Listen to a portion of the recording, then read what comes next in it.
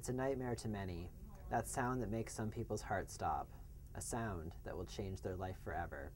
It's a knock at the door at 3 a.m., news of a death of a loved one because one person made the decision to drive home impaired. Ready?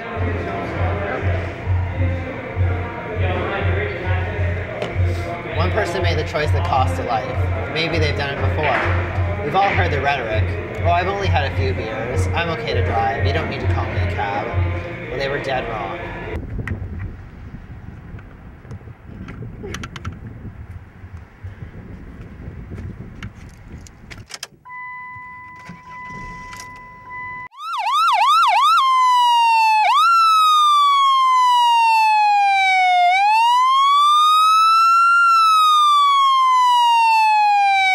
However, for several people in Durham Region, this is the reality. Drinking and driving has been the leading cause for road casualties in Canada for many years, and the nightmare doesn't stop for Durham Region. Impaired driving is an everyday reality for Sergeant Jeff Gallipo, who is in charge of the RIDE program for Durham Regional Police. My policing background is I have 22 years of policing experience, 10 of which were with the Ontario Provincial Police in traffic, and the final 12 have been here with Durham Regional Police. I've been in charge of the Traffic and Marine Enforcement Unit for the past 5 years. Okay. And how long have you worked with the RIDE program? For the past 5 years, absolutely, yes. Okay. What do you look for in drivers on those RIDE programs that might be impaired? Well, certainly the key indication of people that have consumed alcohol are odor, admittance to drinking prior to getting behind a wheel. We can see physical activity such as glossy eyes, slurred speech, uncoordination with their hands. Once they get out of the car, we can look for instability in walking, fumbling of their driver's license, incoherent if they're really bad. It ranges. Basically anything that you would recognize as a drunk, we certainly can recognize it as well, and then our officers are trained for that much more, for just the minor little inconsistencies that people will try to hide from being after consuming a few beers or a few drinks. We're trained to see those inconsistencies. What kind of tests do you administer by the road? Roadside testing is pretty informal stuff. I know on TV you'll see the American TV where the officers are out making them walk the line, or heel to toe, or touch your nose while you're blindfolded standing on one foot sort of thing. Really, we do a more of a laid-back approach to it, and we get the person out and we talk to them. As we're talking to them, we're noticing different things. Are they holding onto the car to help them stand up? If they drop something, do they need to put their hand down to keep them from toppling over? Dropping something alone will indicate something's wrong. It's just little behaviors that are not normal we'll pick up on. And if you pick up on something wrong, what happens then? We certainly note it in our duty notes, and that all builds us to a reasonable grounds to have them blow in what's called a roadside alco tester. And it's a very simple instrument, and it does a pass, warn, or fail. A pass would mean 0 to 50 milligrams of alcohol in 100 milliliters of blood. They're okay to drive. The law says that's okay to drive. If they're between 50 milligrams and 100 milligrams of alcohol, that gives us the right to suspend their license for 12 hours currently. In the very near future, it's going to actually be for 3, 6, or 9 day suspension. And then, of course, if they fail, it indicates that they're over 100 milligrams, keeping in mind that the legal limit is 80, so we give a 20 milligram leeway there. And at which time then they are arrested and brought back to the division and put before the intoxilizer, which is a much larger, much more precise instrument. Any particular cases that struck you? Well, like I said, for 22 years of policing, things become routine that are unroutine for everybody else, or would be abnormal for anybody else, but it's routine for a policeman to be involved in, especially one that's dedicated his life to traffic. And I've seen the best and the worst of people.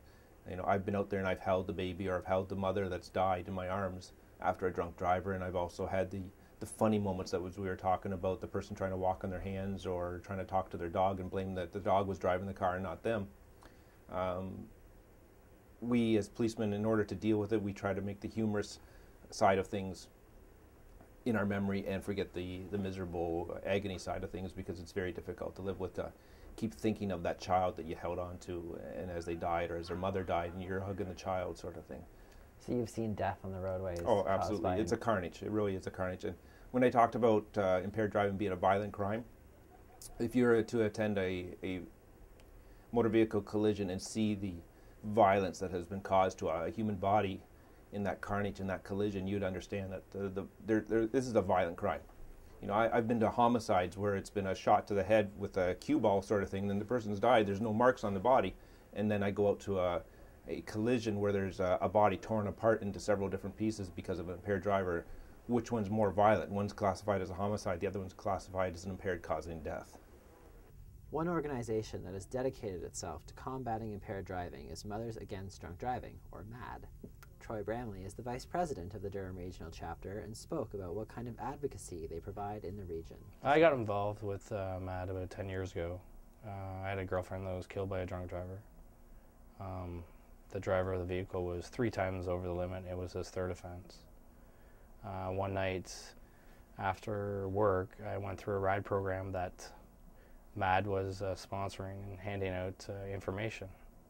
And I talked to Nancy Codlin, was the president at the time, and I talked to her and she said, well, come and join us. And I've been in here since. That was 8 years ago.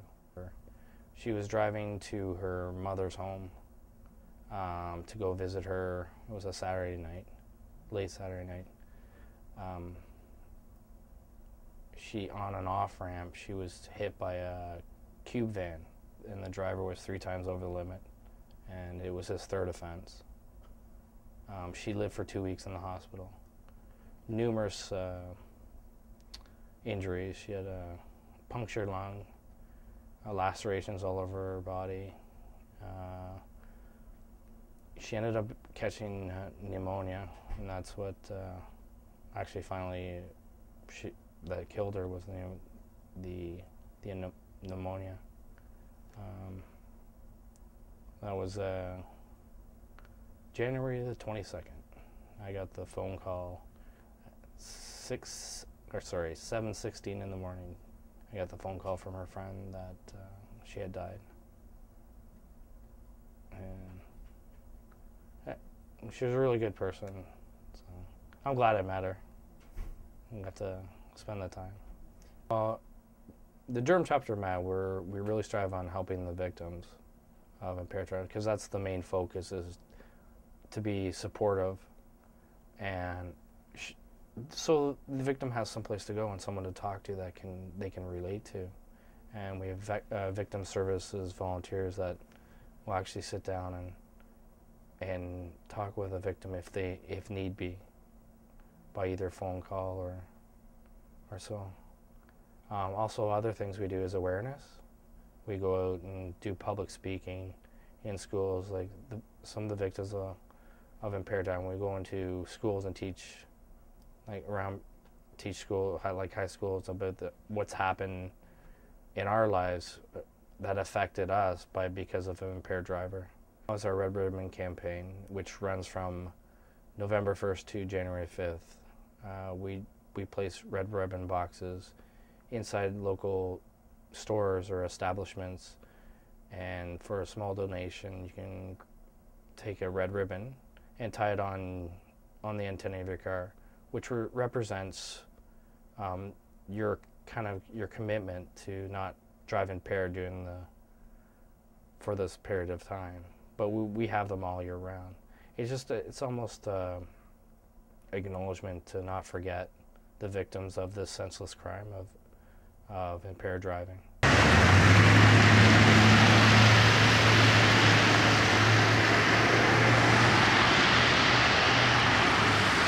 The more recent and high-profile impaired driving cases took place here at the intersection of John Street West and Park Street North in Oshawa, where federal Green Party candidate Pat Gosselin was struck and killed by an impaired driver on October 26th. Gosselin was on her way home after dropping off a composter she had borrowed for her campaign office. She was stopped at a red light on Park Street when she was rammed into the intersection by a 25-year-old man from Bowenville who was under the influence of alcohol. She was then sideswiped by another car, killing her. She was a mother of 2.